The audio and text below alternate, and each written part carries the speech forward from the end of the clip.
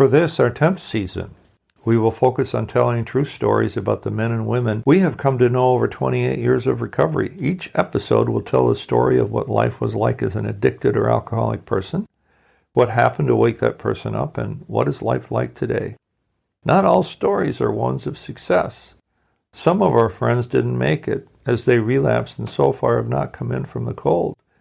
Some died in circumstances that had nothing to do with their disease. Others had a rough start, but they persevered and now enjoy a full and productive life. Some are old guys like me, and others are relative youngsters who serve as great examples to other younger addicts.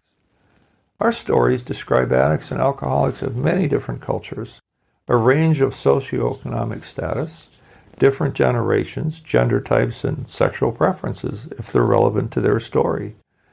I like to say that addiction and alcoholism are equal opportunity predators. They don't discriminate, and you will see how the stories we share about our friends will prove the truth of that statement.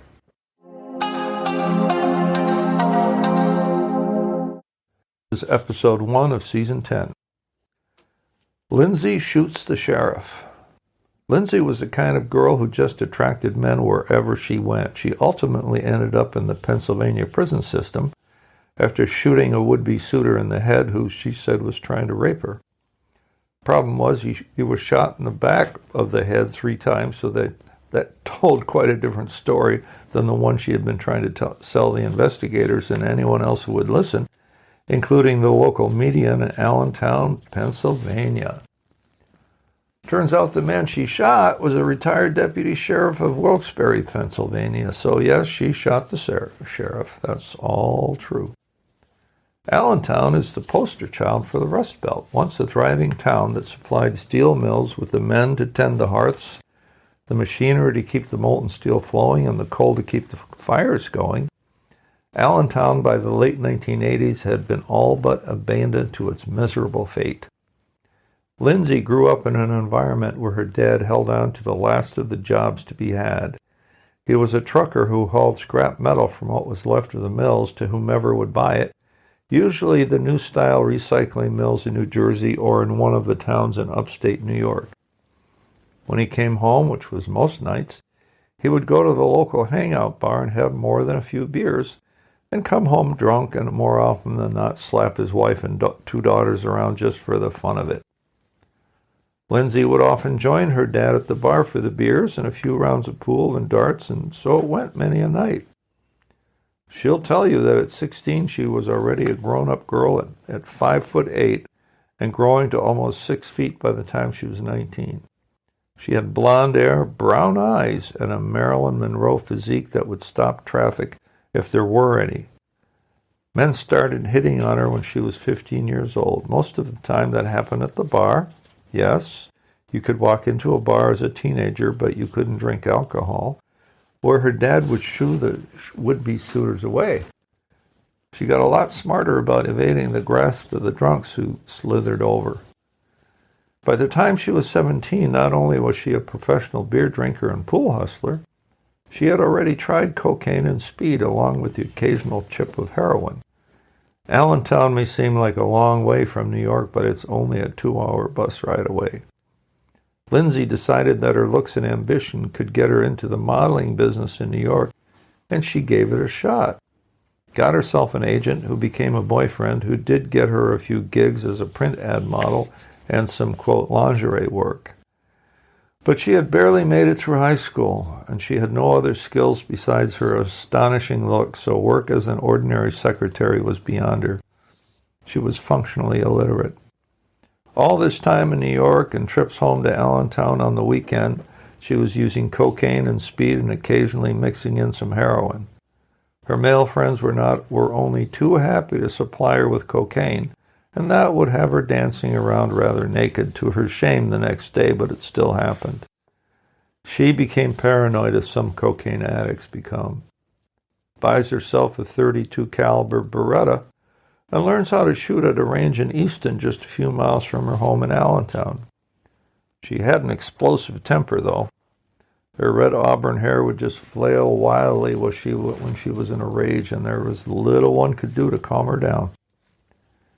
She knew she had an addiction problem. I met her in New York on one of my trips there from Chicago and fell for her so fast it made my head spin, and I just tried to save her.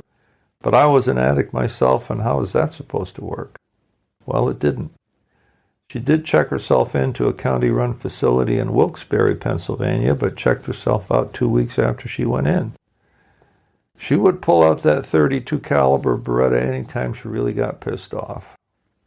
Then an older guy who was really all over her in the parking lot of the Rocky Inn in Easton got her really mad, and she shot him after she waved the gun at him, and he was running away, and she shot him in the back of the head. She was so high and so drunk she barely knew what she had done. I think she may have barely been 25 years old by then. I knew her well. She had the most wonderful sense of loving I had ever known, and she was a broken person from the time she was just a kid sitting on a bar stool in Allentown, Pennsylvania. She also had an explosive temper and underwent a personality change whenever she got drunk and high. Every time. She tore my guts out with her meanness when she drank, then bribed me back with her sweetness more than once, I tell you.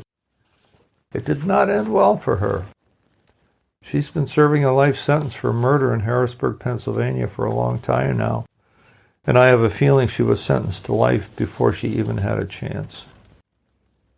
She had told me goodbye just a year or so before she did the shooting. She called me to tell me that not to come to her trial, as she said it would make her cry to see me upset like that. What did we learn from Lindsay's story today? We'll learn that 1, some addicts never make it and they end up in prison. Hard truth, but a real truth. Number 2, even though science says that addictive disorder is driven by genetics, Lindsay's environment accelerated her decline into hard drugs done on a daily basis. Number 3, friends who want to save their friends don't let their unstable friends walk around with a loaded gun. Number 4, sadly, love has not a chance against a powerful disease. And 5, had Lindsay been convinced to stay just a little bit longer in the treatment facility, I'm quite sure her life and that of the man she murdered could have been saved. That story gets to me every time.